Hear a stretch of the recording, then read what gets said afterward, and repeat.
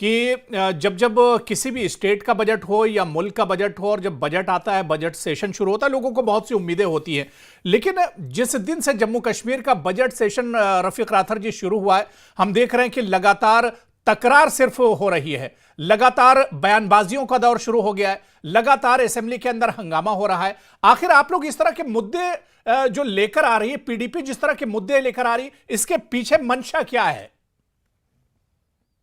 देखिए वो हरेरा साहब, आपको समझना पड़ेगा कि ये कोई नॉर्मल असेंबली नहीं है। जी। जिस तरह से दूसरी रियासतों में बजट सेशन लगते हैं या नॉर्मल इजलास लगते हैं, असेंबलीज के सेशंस लगते हैं, वो ऐसा नहीं है। हम्म। यहाँ पर एक्स्ट्रा ऑर्डिनरी सिचुएशन में वोटिंग हुई है, एक्स्ट्रा ऑर्डिनरी हालात में हुई है और एक्स्ट्रा ऑर्डिनरी सिचुएशन में सरकार भी बनी है। हम्म। जब एक्स्ट्रा ऑर्डिनरी सिचुएशन में सरकार बने तो उनसे एक्स्ट्रा ऑर्डिनरी इकदाम की भी डिमांड होनी चाहिए। हम्म। आपको पता है कि जिस तरह से 5 अगस्त 2019 को जिस तरह से जम्मू कश्मीर के हुकूक पर डाका डाला गया और हम बार बार कहते हैं ये अनकॉन्स्टिट्यूशनल है, अनडेमोक्रेटिक है, उसके बाद से तो एक तसलसल शुरू हो गया कश्मीरियों को डिसएम्पावर करने का और कश्मीरियों की तजलील करने का, कश्मीरियों की इज्जत नफ्स से खेलने का एक सिलसिला शुरू हो गया। तो उसी सिलसिले को नहीं, जारी ठीक है, रखते ये हुए तमाम चीजें हुई रफीक राथर जी। अब तो एक सरकार चुनी हुई मिल गई है, अब तो लोगों के मुद्दों पर बातचीत होनी चाहिए। अब छुट्टियों को लेकर, अब गद्दार और वफादार पर सियासत हो रही है, अब छुट्टियों को लेकर बयानबाजी की जा रही है। मैं रफीक राथर जी आ रहा हूं आपके पास। मेरे साथ इफ्रा जान, जो कि जम्मू कश्मीर नेशनल कॉन्फ्रेंस की स्पोक्स पर्सन है, वो भी हमारे साथ जुड़ गई हैं। इफ्रा जान, आपका भी बहुत स्वागत है न्यूज 18 JKLH में। मैं रफीक राथर जी यही कह रहा था कि आखिर इस तरह के मुद्दे क्यों उठाए जा रहे हैं? अब तो एक गौर फिक्र किया जाना था, अब एक तरह से बातचीत की जानी थी, मंथन होना था जम्मू कश्मीर के इश्यूज पर, जम्मू कश्मीर में डेवलपमेंट को लेकर, रोजगार को लेकर, हेल्थ को लेकर, एजुकेशन को लेकर। फिर इस तरह के मुद्दे क्यों उठाए जा रहे हैं? अब तो आपके पास अपनी चुनी हुई सरकार है। तो मैं जो रिक्वेस्ट कर रहा था आपको, आपने पूरी बात मेरी नहीं सुनी। तो ये जो 5 अगस्त 2019 को ये प्रोसेस शुरू हुआ, मैं इसको प्रोसेस, ये इवेंट नहीं था आर्टिकल एब्रोगेशन का, ये एक प्रोसेस था और वो प्रोसेस शुरू हुआ आहिस्ता आहिस्ता। जिस तरह से कश्मीरियों को डिसएम्पावर करने का सिलसिला आज तक जारी है और उनको तजलील भी की जा रही है, उनकी जो कौमी निशानियां हैं, नेशनल सिंबल्स हैं, उनको भी मिटाने की कोशिश की जा रही है। तो और 13 जुलाई भी हमारा एक नेशनल डे है जिसको हम बड़ी इज्जत की निगाहों से देखते हैं। हमारी पहचान है एक डिस्पोजिशन, एक ऐसे सरकार के खिलाफ वो एक जदोजहद चली, एक जहां पर आपको डेमोक्रेसी रेस्टोर की गई, उस डेमोक्रेसी को रेस्टोर करने के लिए, अपने हुकूक के लिए एक तहरीक चली, जहां पर हमारे कुछ नौजवान शहीद हो गए। और 2021 और तो एक चुनी हुई 1931 से सरकार आज है। तक, सुनिए जी, नहीं राथर जी, मैं ये करूं कि अब तो एक चुनी हुई सरकार है, जो अवाम के डिमांड है, जो मांगे हैं, जो मसले और मसाइल है, वो अब सरकार के जरिए से हल किए जा सकते हैं। जम्मू कश्मीर के लोगों की जो तजलील हुई है, जो उनकी इज्जत नफ्स को ठेस पहुंचाई गई, जो उनकी पहचान को मिटाने की कोशिश की जा रही है, उसको रेस्टोर करने की हर सरकार की जिम्मेदारी बनती है। नेशनल कॉन्फ्रेंस को भी उसको रेस्टोर करने के लिए एक हैवी मैंडेट मिला है और नेशनल कॉन्फ्रेंस पर फर्ज आयद होता है, they are under moral obligation to restore the last glory of the people of Jammu and Kashmir and state as well. तो इसलिए अगर वो मुद्दे उठाएं, ये हमारा नेशनल सिंबल है, नेशनल प्राइड है और इसको उठाना हर सूरत में जम्मू कश्मीर के लीडरों का फर्ज बनता है। किसी भी सूरत में इन मुद्दों पर कंप्रोमाइज नहीं हो सकता। पहले इज्जत, उसके बाद डेवलपमेंट, उसके बाद रोजगार। चलिए, मैं इफ्रा जान आपके पास आना चाहूंगा, क्योंकि लगातार जैसे असेंबली सेशन शुरू हुआ है तब से हम देख रहे हैं कि किसी ना किसी इशू पर रोजाना कोई ना कोई नया इशू निकल आता है और उस पर तकरार होती है।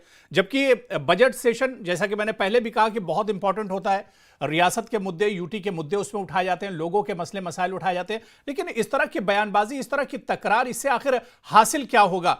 और क्योंकि अपोजिशन की तरफ से बार बार ये कहा जा रहा है, यहां तक तो पीडीपी की तरफ से कहा गया कि उमर अब्दुल्ला कमजोर वजीर आला हैं, उमर अब्दुल्ला बिल्कुल खामोश रहते हैं, किसी भी मुद्दे पर वो आवाज नहीं उठाते हैं। देखिए, अस्सलाम वालेकुम। मुझे बुलाने के लिए आपको और आपके सभी नाजरीन को मैं आपका शुक्रिया करती हूँ। मैं बस एक चीज़ बोलने से पहले सिर्फ एक चीज़ कहना चाहती हूँ। मैंने अपने किसी को पैनलिस्ट को बीच में नहीं रोका। मैं चाहती हूँ मुझे भी बीच में ना रोका जाए। पहली बात, जो लोग कहते हैं उमर अब्दुल्ला साहब, जो पीडीपी कहती है कि उमर अब्दुल्ला साहब एक कमजोर वजीर आला रहे हैं, तो आपको पता है ताकतवर वजीर आला कौन होते हैं? ताकतवर वजीर आला इनके हिसाब से मुफ्ती मोहम्मद सईद होते हैं, मरहूम मुफ्ती मोहम्मद सईद साहब, जो 2014 में हजारों लाखों लोगों का मैंडेट लेके उठा के बीजेपी को यहाँ सरकार में बैठा के उनको सेक्रेटरीट में घुसा देते हैं। अगर आपके हिसाब से ताकतवर और बहुत ही बहादुर चीफ मिनिस्टर वो है, तो हमें ना वो ताकत चाहिए ना वो बहादुरी हमें दिखानी है, हम कमजोर ही ठीक हैं। जहां तक बीजेपी की बात आती है, उनको बीजेपी के जो आज जब बयानबाजी की बात आती है, आज बीजेपी ने पीडीपी बयानबाजी, पीडीपी इस सरकार को कमजोर इस वजह से इफरा जान कह रही, क्योंकि पीडीपी का कहना है कि एक छुट्टी शेख अब्दुल्ला की छुट्टी जो उनकी बरसी पर मनाई जाती थी, वो भी ये सरकार बहाल नहीं करा पाई है। बिल्कुल, देखिए जहां तक हमारी डिसएम्पावरमेंट की बात हुई है, जो 2019 के बाद जब पीडीपी बीजेपी में बीजेपी ने स्ट्रेटेजिकली, चूंकि उनको गवर्नमेंट बनाने का पावर दिया गया था पीडीपी ने, जब उन्होंने अपनी सरकार पीछे ली और आर्टिकल 370 को एब्रोगेट किया, उस वक्त से एक डिसएम्पावरमेंट का सिलसिला शुरू हो गया है। बहुत सारी चीजें हम लोग उसमें डिसएम्पावर हो गए हैं काफी ज्यादा, लेकिन ये डिसएम्पावरमेंट सिर्फ नेशनल कॉन्फ्रेंस या हम लोग नहीं हुए हैं, ये डिसएम्पावरमेंट हर किसी की कलेक्टिव डिसएम्पावरमेंट है, और इसके साथ लड़ना जो है एक कलेक्टिव फर्ज है हम लोगों का। जहां तक अब बात आती है बीजेपी की, अगर आप उनकी स्टेटमेंट देखेंगे, आज जो उन्होंने जुलाई 13 की छुट्टी की, यानी जो हम शोहदा का दिन बनाते हैं, उसकी बात की थी। हंसी तो मुझे इस बात पे आती है, मैं सुनील शर्मा जी को, अगर वो यहाँ पे होते तो उनको बोलना चाहती थी, जिस लेजिस्लेटिव असेंबली में सुनील शर्मा जी, इफरा जान बीजेपी स्पोक्स पर्सन और एमएलए भी हमारे साथ जुड़े हुए, उन्हें भी मैं चर्चा में जोड़ लेता हूं, फिर आप अपनी बात रखिएगा ताकि मैं उनसे जवाब ले सकूं। मेरे साथ advocate are S Pathania MLA भी हैं और बीजेपी के स्पोक्स पर्सन है, वो हमारे साथ जुड़े हुए हैं। आर एस पठानिया जी, आपका भी स्वागत है। इफरा जान, आप कंटिन्यू कर सकती हैं। जी, मैं इनसे कहना चाहती हूँ कि जिस लेजिस्लेटिव असेंबली में आर एस पठानिया साहब बैठे हैं, जिस लेजिस्लेटिव असेंबली में हमारे सुनील शर्मा जी बैठे हैं, वो लेजिस्लेटिव असेंबली किस कमीशन की वजह से आई? वो ग्लैंसी कमीशन की वजह से आई। वो कौन सा कमीशन था? वो महाराजा हरि सिंह ने तब कमीशन बनाया था जब जुलाई 13 को इतने सारे हमारे जो शोहदा है उनको मारा गया। उनकी डेथ के बाद, उनकी इस तरह से हत्या के बाद ये कमीशन बिठाया गया, जिसकी वजह से आज एक लेजिस्लेटिव असेंबली को बनाया गया, जिस लेजिस्लेटिव असेंबली में सुनील शर्मा जी बैठते हैं, और उसी लेजिस्लेटिव असेंबली में बैठ के कहते हैं कि अरे ये तो चोर थे। इनको शर्म इस बात की नहीं आती, क्योंकि इनकी हिस्ट्री, जो उनकी तारीख। मैं आर एस पठानिया जी आपके पास आ रहा हूं। आर एस पठानिया जी, आखिर जो बात इफरा जान कह रही, या जो बात अब बीजेपी की तरफ से कही गई, सुनील शर्मा ने जिस तरह से कहा, तो आखिर ये एतराज बीजेपी को क्यों है? यहां तक जाने की नौबत क्यों आई? गद्दार तक कहने का जो बयान दिया गया है, इसकी नौबत आखिर क्यों आई? जी अबू जी, मेरा ख्याल है एक आदत रहती है, मैं उम्मीद करूंगा कि वो अनइंटरप्टेड मेरे साथ ही बात करने देंगे। कहता है कि we know but in part, we understand but in part and we speak but in part. हमें एक पहलू दिखाया जाता है, उसी पहलू को हम सुनते हैं, समझते हैं और उसी के विषय में बात करते हैं। जम्मू कश्मीर की सीधी सीधी बात अगर करें तो यहाँ पे एक मूवमेंट, जो मूवमेंट महाराजा बार बार, अब या महाराजा के खतो खदाबत को या उस वक्त के जो हिस्टोरियन जिसे वहां पे रिकॉर्ड करते हैं, उस मूवमेंट का नाम पहले रीडिंग रूम पार्टी है, फिर इसका नाम मुस्लिम कॉन्फ्रेंस है। मुस्लिम कॉन्फ्रेंस में बिल्कुल साफ और स्पष्ट कहा गया कि इस मुस्लिम मेजोरिटी स्टेट पे हिंदू एक राजा किंग था, जबकि जम्मू कश्मीर में कभी भी हिंदू मुस्लिम नाम का कभी भी कोई गैप नहीं था। कंट्री में क्या, यूपी में क्या, बिहार में था, जम्मू कश्मीर का राजा जितना हिंदुओं में उतना ही वो मुस्लिम्स में पॉपुलर था। आप उनका देखें, उनका cook was a Muslim, his kitchen used to cook halal meat, और उस सब के अलावा वो खुद जुमे की नमाज और नमाज में मुस्लिम भाइयों के साथ मस्जिद में जाते हैं। उन्होंने कहा कि एज राजा मेरा कोई मजहब नहीं है, मैं I don't have any religion, जो पब्लिक का रिलीजन है वो मेरा है। लेकिन एक ऐसा लगातार जो असेंबली में, मैं आर एस पठानिया जी, क्योंकि आप खुद सदन में मौजूद थे, आप खुद असेंबली में हैं और जो कार्रवाई होती है उसमें शामिल रहते हैं, ये जो लगातार जो तकरार हो रही है, जो इस तरह की बयानबाजी हो रही है, हर रोज एक नया मुद्दा, हर रोज एक नया मसला जिस पर तकरार होती है, इसे किस तरह से देखा जाए Pathania ji? Just allow me to explain. मैं इसी विषय पे आ रहा हूँ, मैं कोशिश करूंगा शॉर्टकट करने की। तो मैं आपको बता रहा था कि महाराजा, जिसकी पॉपुलैरिटी हिंदू और मुस्लिम दोनों में थी, लेकिन एक हिंदू मुस्लिम के नाम पे एक नया तसाद बनाने की कोशिश की गई। ये जो 13 जुलाई 1931 का जो ये नहीं, ये तो वाक़ा नेशनल है, कॉन्फ्रेंस आज आज सागर साहब ने कहा कि बीजेपी बांटने का काम कर रही है, हिंदू मुसलमान सर को मेरी आपस बात में सुन लड़ाने लेना, का काम मेरी कर बात रही है। सुन, सागर मेरी साहब बात का सुन, बयान मेरी था। बात सुन लें। आप खुद असेंबली में पहली मौजूद बार थे। जी जी सर एक अंग्रेज ऑफिसर एक आदमी को, जो कि इस वक्त का अभी आज का पाकिस्तान है, वहां से उसको अपना एक डोमेस्टिक हेल्प बना के लाए, उसने जामा मस्जिद में एक इन्फ्लेमेटरी स्पीच डिलीवर किया। उस इन्फ्लेमेटरी स्पीच के साथ कुछ कश्मीर के नौजवानों ने जाके कश्मीरी पंडितों की दुकानें लूटी, मकान जलाए और उनकी महिलाओं पे सख्त पठानिया जी, जूते आप तो किए। देखिए हिस्ट्री में चले गए। पठानिया जी, वक्त आज की बात कीजिए ना। आई एम नहीं, टेलिंग आज 13 जुलाई आज वाले सदन में जिस तरह के हालात हैं, आखिर मैं इसकी 13 नौबत जुलाई वाले क्यों आई? विषय पे आ रहा हूँ। मैं इस पर मैं चर्चा 13 कर रहा हूँ। हम मैं 20 13 मिनट में जुलाई फिर के हिस्ट्री विषय में पे अगर कह चले रहा हूँ। जाएंगे, फिर चर्चा हम कहाँ कर पाएंगे? I'll say in one ji ji sentence, जी मैं एक सेंटेंस में कहूंगा, मैं एक जी सेंटेंस में कहूंगा। 13 जुलाई 1931 रिप्रेजेंट करता है जम्मू कश्मीर में एक बहुत बड़े सांप्रदायिक एक डिवाइड को, बहुत बड़े कम्युनल डिवाइड को, पहला हिंदू मुस्लिम क्लैश को, और जेल को तोड़ने वाला। मैंने आज सदन में भी बात की, पुलिस वाले की वर्दी उतारने वाला, पुलिस वाले की बंदूक छीनने वाला, वो कभी शहीद हो नहीं सकता। ये साफ और स्पष्ट है। हम एक गलत इवेंट को कमेमोरेट करके, हमने सवाल चलिए ठीक है। पूछा कि इफ्रा 110 जान कुछ कहना चाह रही है। इफ्रा जान बोल सकते हैं आप। जी 110 लोग उमर जी अब्दुल्ला जी साहब के मुख्यमंत्री रहते मर गए, क्या उनको भी अब शहीद मानेंगे? पीपल्स देखिए डेमोक्रेटिक पार्टी जी, की सरकार के तहत भी आर्मी वालों के पहली हाथों बात कई तो लोग मारे जो गए, क्या उनको जुलाई भी शहीद 13 नहीं को माना जा मारे सकता? गए, जो तो ये जुलाई 13 सरकार को के मारे विरुद्ध, गए, वो निहत्थे प्रोटेस्टर्स पे गोलियां चलाई गई। नो निहत्थे no no, protesters they attacked the jail. This is the fact, madam. Please let's be गोलियां correct on fact. They attacked the jail. चलाई They गई और attacked the प्रोटेस्टर्स policeman. पे This is not गोलियां I say, this is चलाना। not अपने history time में आप मुझे ये मेरे इतिहास टाइम में कहता है। नहीं रोकिए। आपको मैंने आपके टाइम में नहीं रोका, मैं जी चाहती प्लीज हूँ आप प्लीज मुझे प्लीज मेरे करें टाइम में बात, ना प्लीज रोके। करें बात, प्लीज पहली करें बात, जो मैडम बात। जुलाई 13 के लोग थे, जो जुलाई 13 के मार्टिर्स थे, निहत्थे प्रोटेस्टर्स पे गोलियां चलाई गई।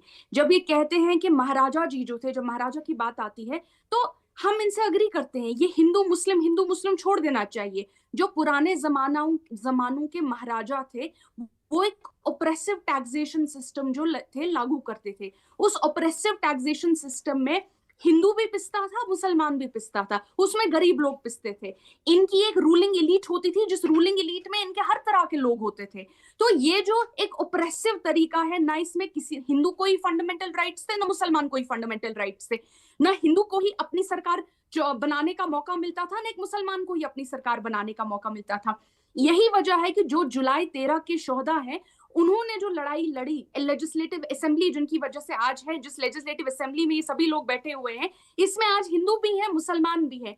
क्यों? क्योंकि डेमोक्रेसी की यही खूबी है और शख्सी राज की यही खूबी है। तो हम अग्री करते हैं कि ये जो बार बार कम्युनलाइज किया जाता है, इन इशू को नहीं करना चाहिए। ये रूलिंग पर्सन, चलिए ठीक रूलिंग है। महाराजा मैं तेजेंद्र सिंह सोढ़ी जी आपके पास आऊंगा।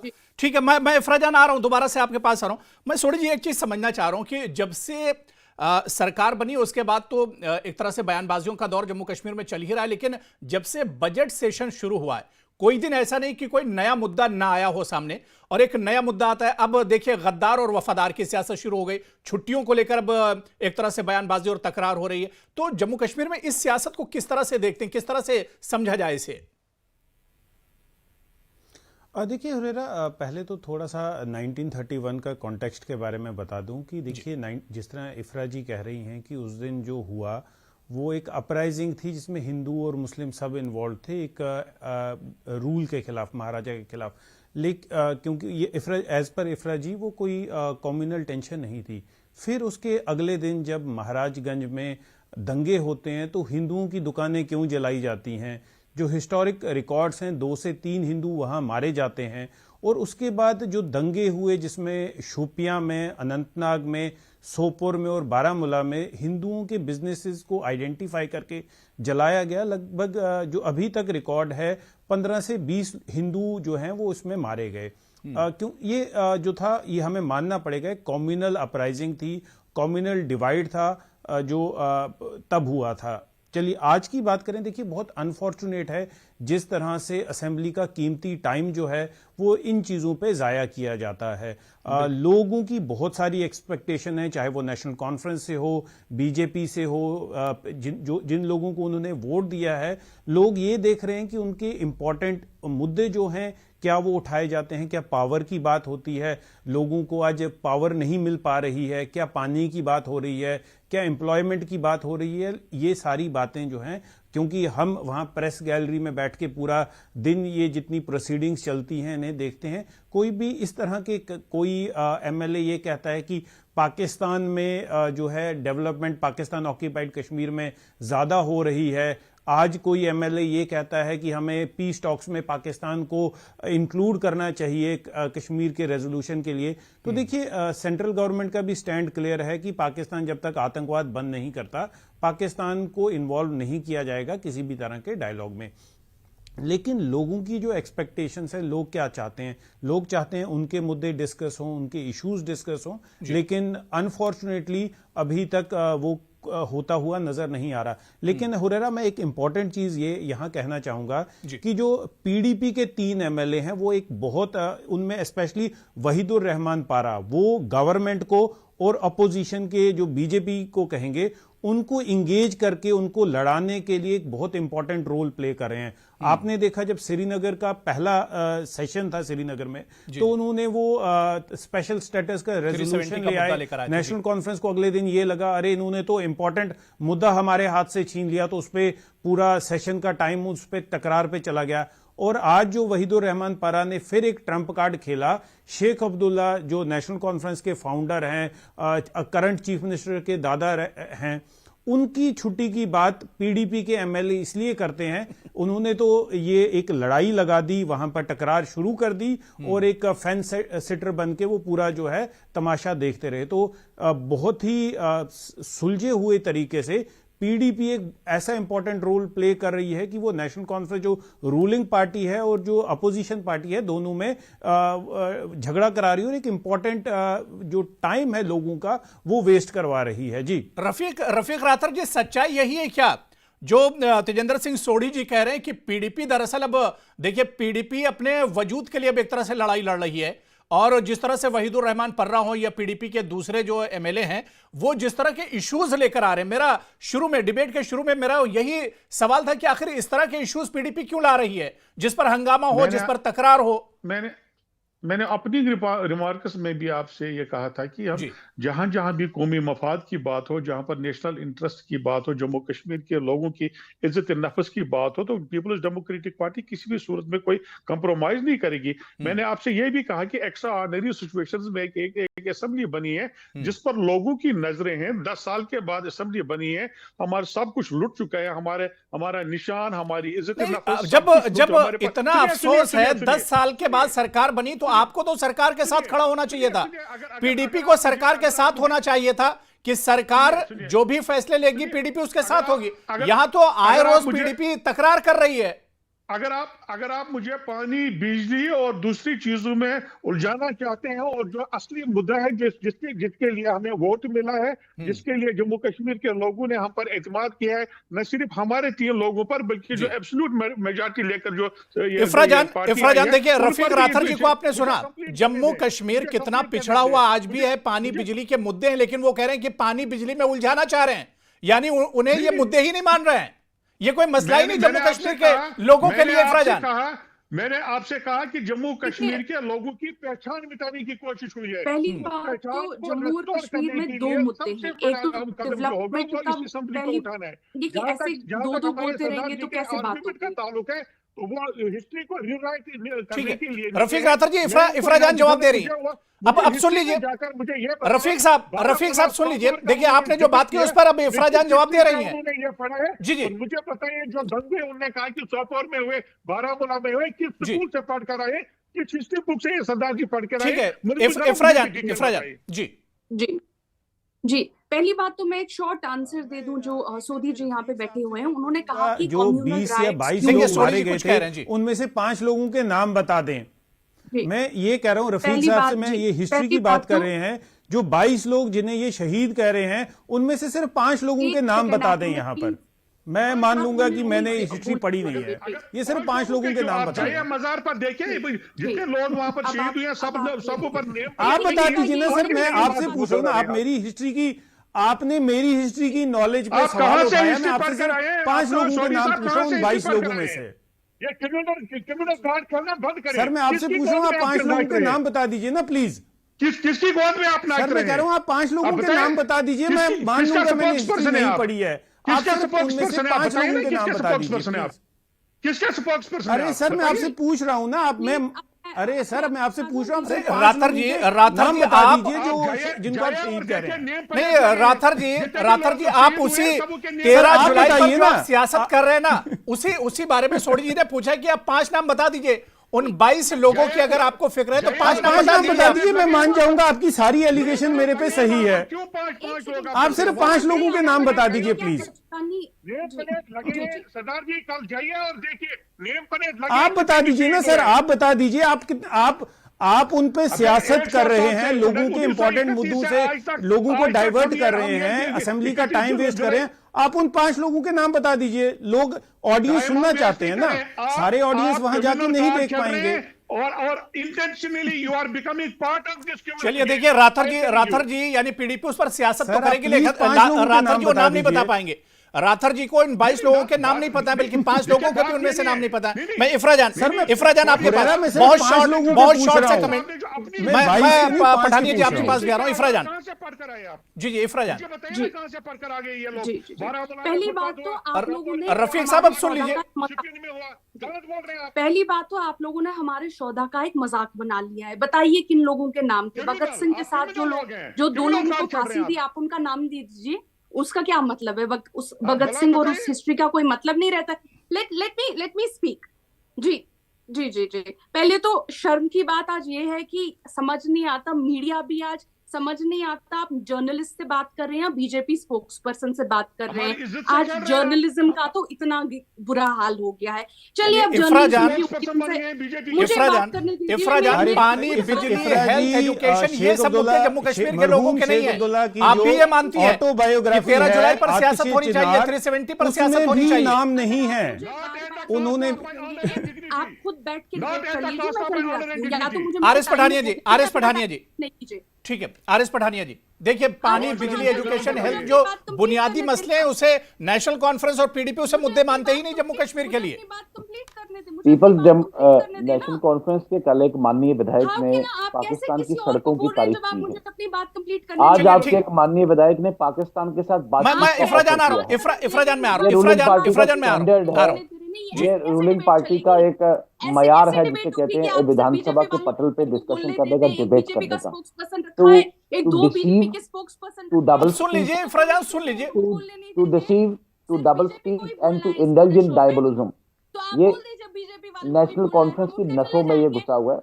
इफराज जान, ये इल्जाम तो एनसी पर लग रहा है कि एनसी बीजेपी की बी टीम है। ये इल्जाम तो बीजेपी नेशनल कॉन्फ्रेंस पर लग रहा है। उमर अब्दुल्ला साहब पर ये इल्जाम लग रहा है और पीडीपी ही ये इल्जाम लगा रही है। वहां की जो अपोजिशन पार्टी वो इल्जाम लगा रही है। बीजेपी वालों को आप बोलने दे दीजिए, बीजेपी वालों को, क्योंकि आपने ये शो ही बीजेपी शो बना दिया है जहां सिर्फ एक तरह के लोगों को नहीं बोलने इफराज दिया जान, जाता है। अब इफराज जान, दिया था।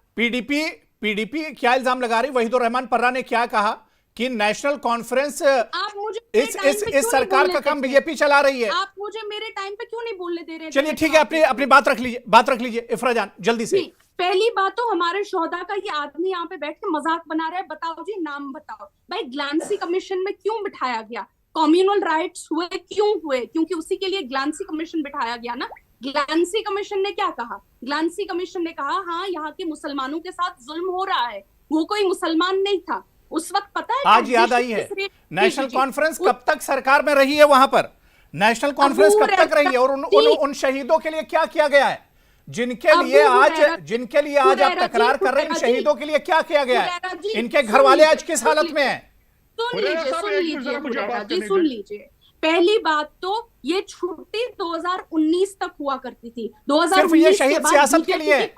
सिर्फ ये शहीद सिर्फ सियासत के लिए है। डिबेट आप करते जाइए, मैं नहीं बैठ रही इस डिबेट पे, आप बोलते जाइए। नहीं, मैं इफराज जान क्या कह रहा हूं कि 1931 के बाद इन शहीदों को सिर्फ सियासत का सहारा लिया गया है। आप बैठते जाइए। सिर्फ सियासत की जा रही है इन पर।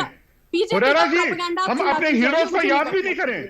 वो हमारे हीरोज हैं, हम उनको याद भी नहीं करें। आप ये चाहते हैं कि हम उनको याद ना करें? आप टीवी पर बैठकर उनकी तस्वीर का उनकी नहीं नहीं, आप उन्हें जरूर याद कीजिए, वो आपके शहीद है तो आप उन्हें जरूर याद कीजिए, लेकिन मैं ये कह रहा हूं कि इतने सालों के बाद उनके घर वाले, उनके परिवार वाले किस हाल में हैं, क्या सरकारें उनके लिए सोचती हैं? आपके पास कोई रिपोर्ट ऐसी है?